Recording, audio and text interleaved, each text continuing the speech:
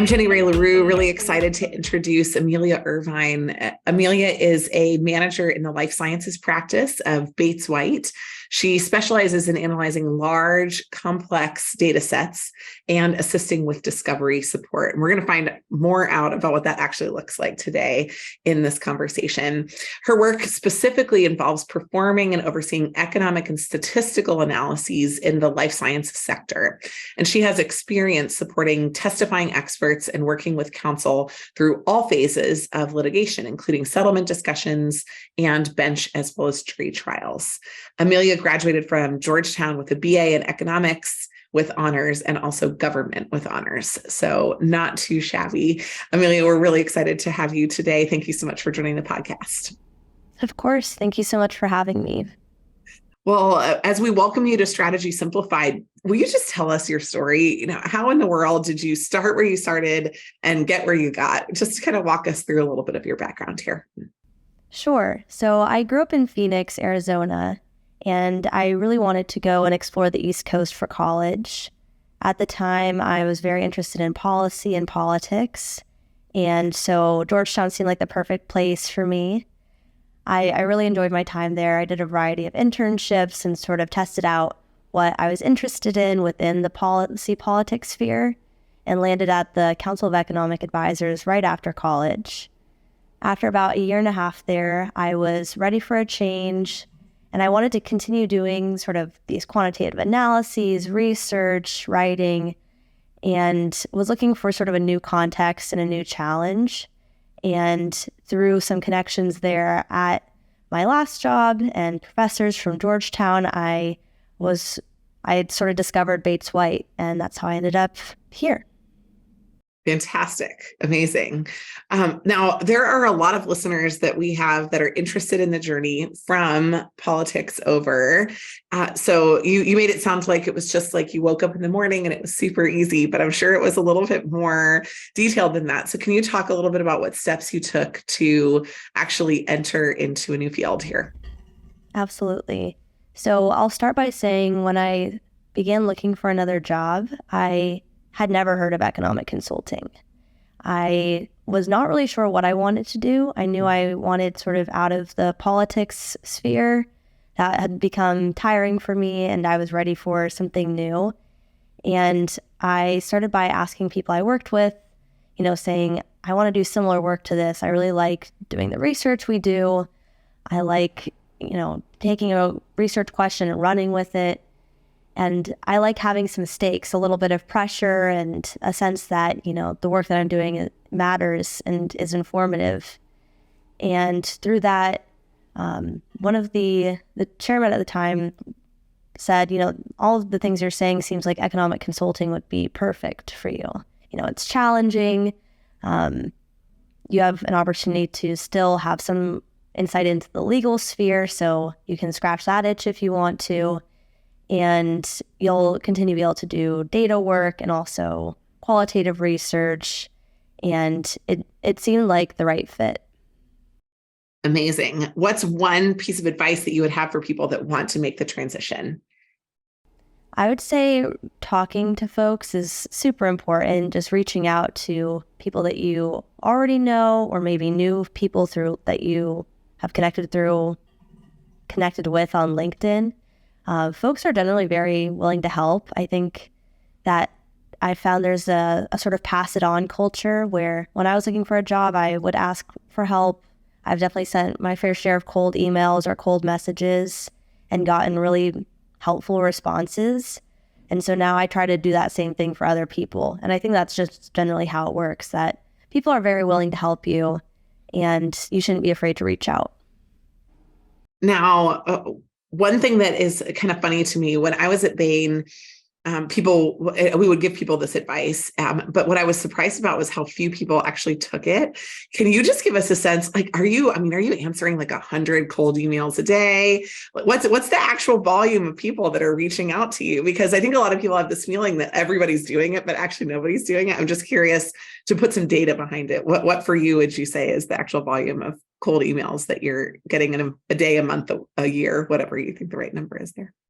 I would say definitely not more than one a month. We do have some recruiting events where I will give similar advice to this, and then I'll normally get a couple after that. But I wouldn't call those necessarily super cold because that person already sort of knows who I am. But I'd say true cold emails, maybe 6 or 7 a year. I mean, that's crazy, right? If you're for the volume of people that you're like, you do this is the one thing. And then that it just means that the people that do it are in such an advantaged position. So I love that. Thank you. Thanks for that data point. I think that's awesome. Well, let's talk now a little bit about, go ahead. You had something else to add there. I was just going to say, I think it's exactly like office hours in college. Everyone tells you, you should go to office hours. They're so beneficial. And it's so hard to actually pull the trigger and do it, I think, because it feels awkward at the beginning, or you feel like you're really like putting yourself out there. But once you sort of cross that hurdle, it's not really scary. It's just so easy to procrastinate on it and just never do it. But if you do it, it's so helpful. I think that is a super call out. Yeah, I never thought about the parallels, but you're totally right. Well, I just want to pivot a little bit and talk now about your time and your work at Bates White.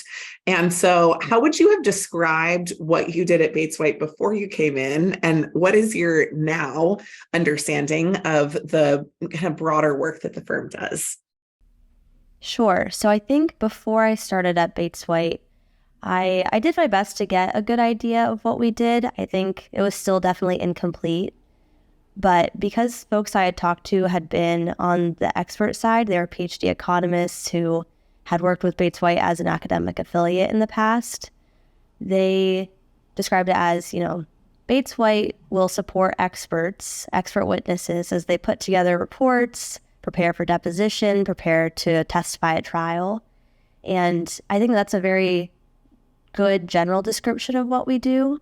I don't think our work is limited to just expert support work, but generally we do quite a bit of that. We also support clients in arbitrations or mediations, but most of the time there's some sort of conflict, and we're on one side or the other of that conflict and trying to analyze data, summarize research, and get sort of to the heart of issues. So I would say my understanding, now that I've been at Bates White for several years, that the day-to-day is it's variable across people, and people at Bates White love to say, there's no typical day, but that's not actually very helpful. I think if we are to talk about averages, folks will spend probably 50% or more of their time working with data, whether that is cleaning data that we receive from a client, processing data, or summarizing it to get helpful insights. Also doing data analyses, maybe involving some statistical test, or just putting together beautiful figures to sort of illustrate what the data show about a particular point. Because at the end of the day, we want our data to be able to assist our clients, typically the direct people we work with, our lawyers, to assist them to understand the issues that are at the heart of their cases.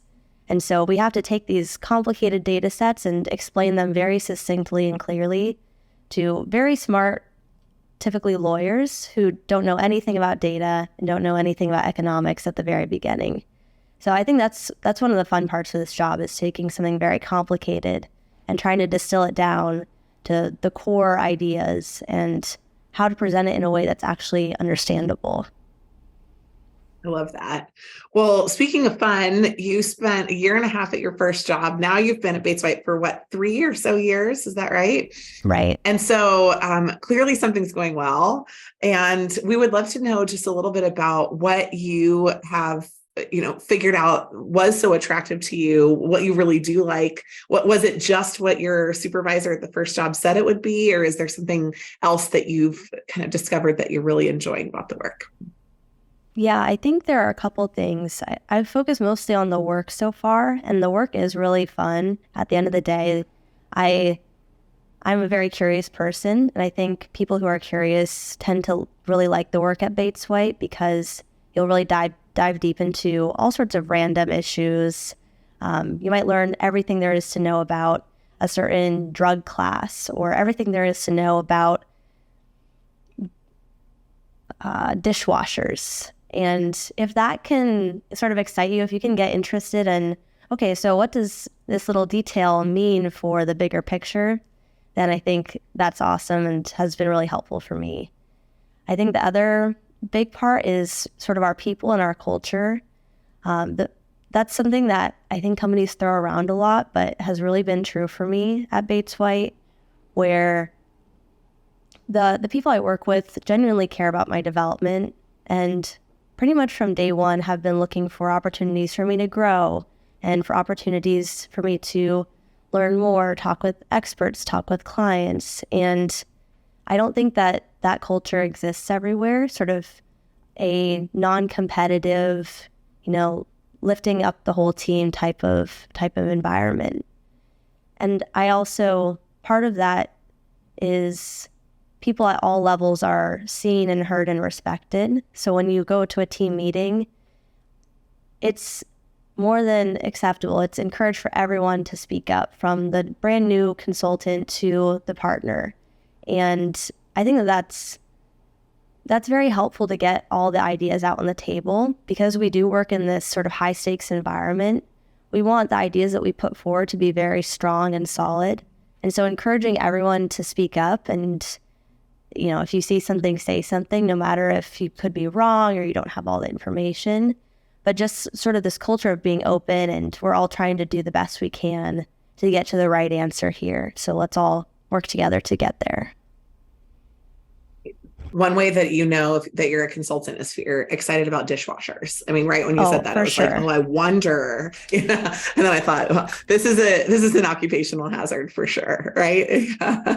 Absolutely. I want to go back to the recruitment process. In the recruitment process, there's this kind of navigation and negotiation where you're figuring out whether the culture is a good fit and whether they're figuring out if you're a good fit for the culture.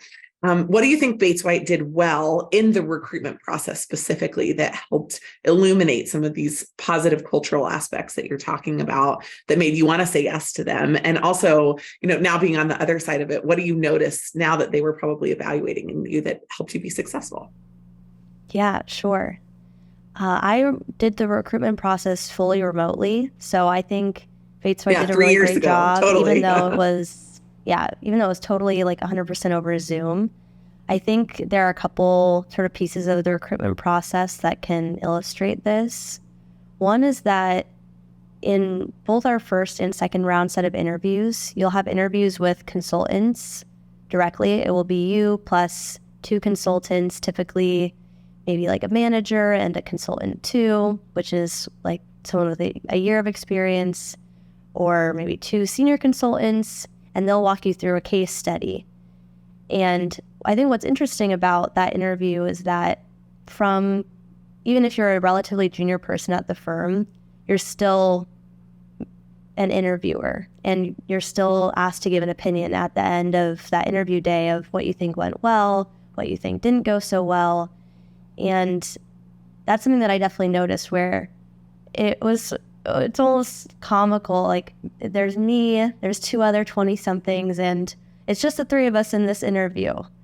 And we're talking about, interest rate disputes or something like that.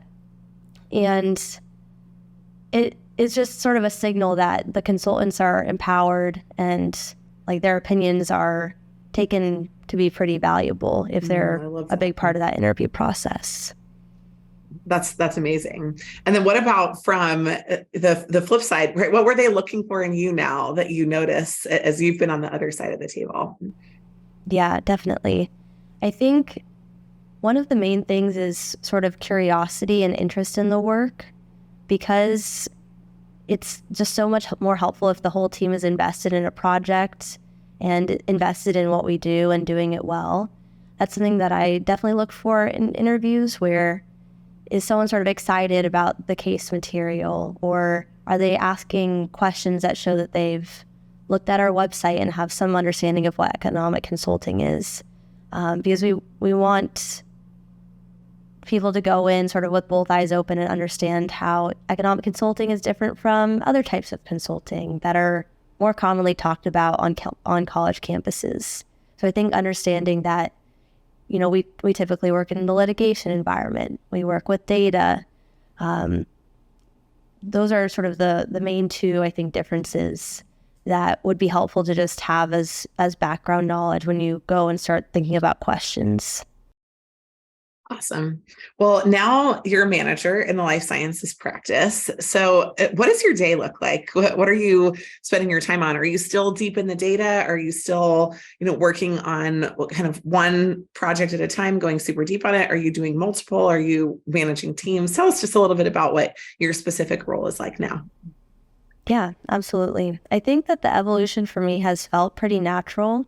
So when I first started, I was doing a lot of the data work myself, writing scripts, working in Excel, writing sections of the report to sort of summarize the analyses I was working on. And over time, my role has shifted more towards helping others do those things and providing feedback and guidance on writing a script, or how should we tackle this particular research question? Like, let me give you some ideas to get started. So it's rare for me to start writing my own script or to go into Excel and to do my own set of figures. It's a lot more likely now that I review someone else's work, make suggestions, make recommendations. And my role has also become more client and expert focused as well. I think at Bates White, we try to include everyone in the process of preparing an expert for deposition, for example. But I'm much more likely now to be sort of the first line of defense in coming up with good prep questions, or in communicating with an expert about changing the scope of their report, or similarly interfacing more with clients about the scope of our work, some of the findings we have, and helping plan out what our process looks like and making sure that we're all on the same page about what exactly it is that they would like us to do, and communicating with them if we're finding something that is helpful or is not helpful for their goals. I love it. Well, you can speak to your current role or your role prior as a consultant, but talk to me a little bit about a day in the life, right? We talked about now the macro view of all the things that you're doing. But is it 18 meetings back to back for 15 minutes each? Is it 4 hours of deep data analysis? What does a day in the life look like for you right now? And if there's 2 or 3 of those, just kind of walk me through 2 or 3 different versions of a day. Sure. So every day is different. That's the classic disclaimer. But I would say that I typically have a mix of meetings and individual work. So I might have a team meeting or meet with people one-on-one about a specific analysis. And I also have a number of sort of non-billable commitments as well that take up part of my time. So, for example, I'm on the leadership team for our summer consultant program. So that involves a lot of planning events ahead of time, helping with staffing and sort of setting up their mentorship structures ahead of time. And so that also has been a big part of my sort of day in the life lately. But there are a variety of ways to sort of get involved at Bates White other than just the billable work. So I'll typically have some sort of summer consultant program meeting during the day or the week. And then in terms of my solo work, that will typically be a mix of reviewing others' work and sort of providing very specific feedback, such as, I think maybe this line figure could also be like a chart or something like that. As well as reading and writing reports, both for our experts and reviewing reports from the other side's experts. So typically, we will be hired by attorneys on one side of litigation, and there's some other economic consulting firm on the other side that also submits reports. So I think one of the fun parts of my job is I still am quite involved with the rebuttal process. So reading a new report, helping come up with what our rebuttal looks like, and that can be the most variable part of the job, but also very fun. Amazing. Now, I'm imagining what I picture in movies about the law because I was never a lawyer. These kind of massive report stacks. I mean, what are we talking about? Are they in PowerPoint? Are they, PDFs? Are they 4 pages or 98 pages? Like what's the actual deliverable look like for something that you guys are putting together here? Yeah, so we definitely do slides and presentations for clients, but typically that would be more in like a consulting capacity versus an expert capacity. What we will typically submit for an expert report is some sort of PDF, mostly like white paper type. Think of a white paper type document. And they can very much vary in terms of length. I think maybe the shortest I've seen or heard of is 6 or 7 pages that summarizes very briefly the facts of the case and then what economic theory might say about the case. I think the longest report I've ever heard of, probably in the 300 or 400s of pages, where you might That's what we're talking about. Yeah, you might have 27 analyses and a long literature review and a long section about what the documents in the case say and maybe some examples of what those documents say.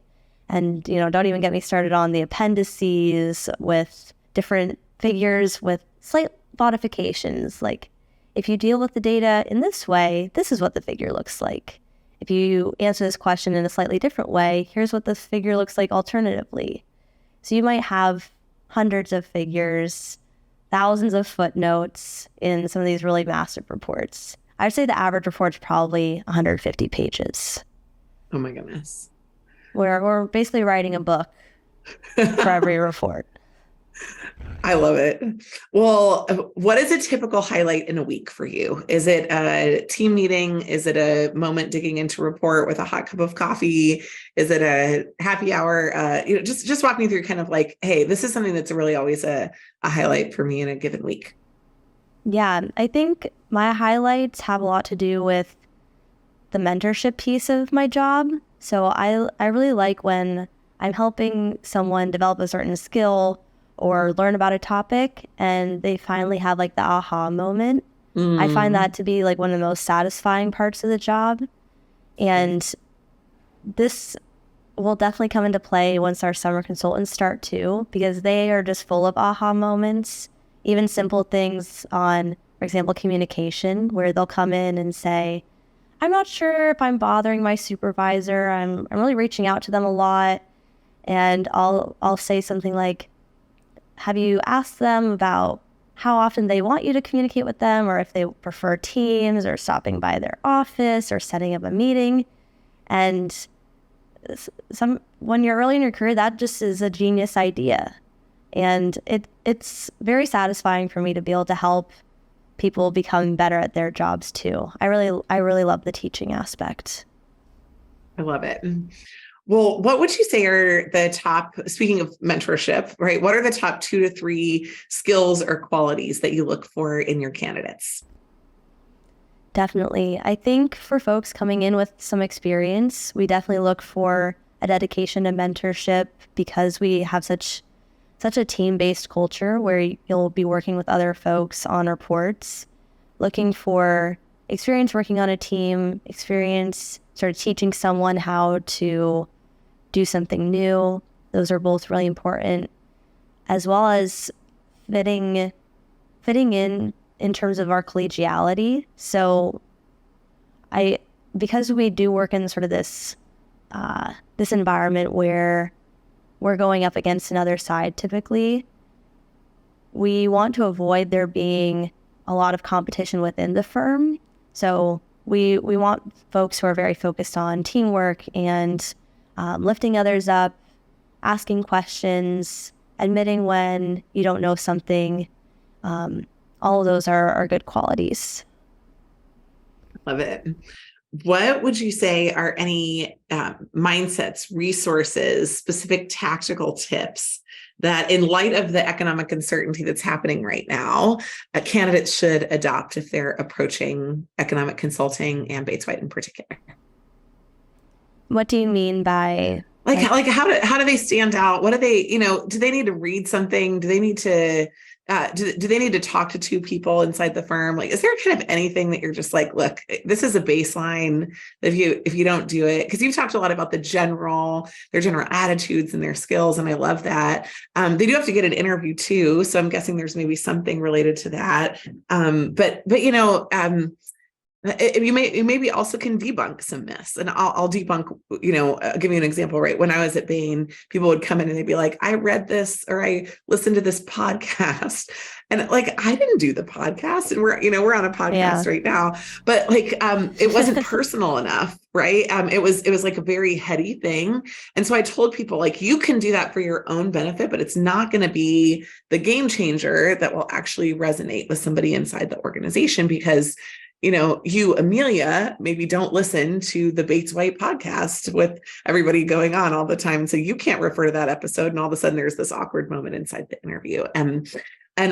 So if there's also a don't do, I think that would be helpful for people.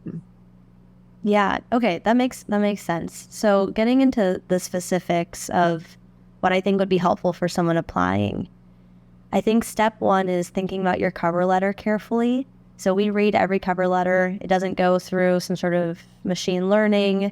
We have, actual humans reading every cover letter and showing in the cover letter that you understand what the job entails, that you're interested in both quantitative and qualitative work, and writing the cover letter in such a way that demonstrates the clear communication skills. So we don't need anything super flowery or crazy. Something that's pretty straightforward and shows a good understanding of what we do and how your background fits into what we do will be great. And I think that will be sufficient to get you in the door. Disclaimer, that might not be true, but no, but I think what you're saying is that you disqualify a lot of people for something that they might have not given a second thought to, right? Right. So like the cover letter, I think sometimes people don't think too carefully about it, or they use their cover letter for like management consulting jobs. And so it doesn't cover the same sort of types of things that we're looking for. And we'll have like, I don't need you to use the word synergy or collaboration in your cover letter.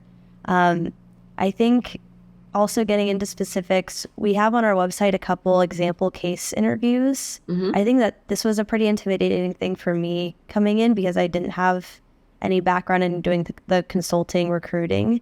Yes. And the website shows you sort of what our case interviews look like, because those are also going to be different than the management or strategy consulting. Yes. Ours are going to be a lot more it's almost like a series of guided word problems with math and concepts, where we'll talk about the concepts to start off and then sort of ask you to apply those using different numbers that we provide. And I think that kind of demystifies the process if you go to the website and look at the sample case. And I personally found that quite helpful, because before my interview, I'd started reading through my industrial organization notes and trying to think through how do I even prepare for this. You don't need to read about industrial organization. You don't need to have a background in economics specifically, as long as you are able to sort of absorb what's talked about in the case interview and then apply that, similar to how you would do word problems in math class. I love that. I think that's very illuminating. Well, before we move to our final fun questions just about you, I just want to give you the floor one last time. If you have any final tips, insights, recommendations, either about your work or about what candidates should think about when they're looking at Bates White. Definitely. I think the only thing that I haven't really touched on that I think is important is that at Bates White, you do have the opportunity to build a long career here, if that's something that you're interested in. There are quite a few people who come in, stay for 3 to 5 years, then go to law school or go and work in the startup worlds or go to get their MBA. But there are also quite a few folks who are principals, partners, who don't have a PhD. And that was something that was very attractive to me as I was considering my next move, because I really enjoyed school. But after I left school, I really did not want to go back. And I get I found that. I found that I've been able to learn so much in this job. And as long as I'm always learning and sort of doing new things, I can envision myself staying for the long term. And that's sort of a unique thing about Bates White, where we have partners who started at Bates White as their very first job out of undergrad and have been here a number of years and are now expert testifiers or lead $1 million books of business for other experts. And I think that that's something that's really unique. And if you are sort of interested in doing this as a long-term career, but don't necessarily know if you want to go back to school, then Bates White is a really great option. I love it. Well, the final 3 questions are just for us to have a little fun, get to know you personally a little bit better, and short answers are perfect for these. So I'll just run through them one at a time. Okay. Number 1, in an alternate universe, you have to choose a completely different career. What would it be? I would probably be a ballet dancer. I did that Nice. growing up. I would be a ballerina. Amazing. Okay. Second, most unusual food you've ever tried. This is maybe an Arizona sort of kitschy tourist thing, but I've tried rattlesnake. It does taste like chicken. That's amazing. We just killed 2 snakes on our property that were in front of our house this week. Our general rule is that snakes in the wild, we should leave them all alone. But when you come to my house, like, sorry. Exactly. But we didn't eat them. And I was a little disappointed about that. I asked my husband to grill them. Maybe next time. Maybe next time. Now I know what I could serve you for dinner if you come over. JK, I would probably serve you something nicer. The third thing, you've seen the inner side of politics. Would you ever consider running for office, and why or why not? No, I think a lot of people have a misconception about what it means to actually hold office. And you spend so much time fundraising that there's not really a lot of time to do the things that you go in wanting to accomplish. So I don't see myself ever running for office. I love it. Amazing. Well, Amelia, it was so wonderful to have you on. I felt like we had a couple of real aha moments in our conversation today that are going to help a lot of people, both on the to-do and the not-to-do side.